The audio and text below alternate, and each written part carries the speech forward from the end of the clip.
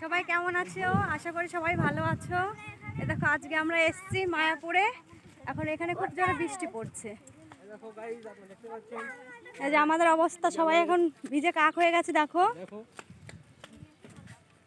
খুব জোরে বৃষ্টি পড়ছে। বাবা এদিকে হরে কৃষ্ণ, কিছু বলো। হরে কৃষ্ণ, এইদিকে এইদিকে। বৃষ্টি হচ্ছে গাইস। দেখো মাসি আটা ব্লক করছে এখানে। আমরা এখন এসেছি পিছনের গেটটা দিয়ে।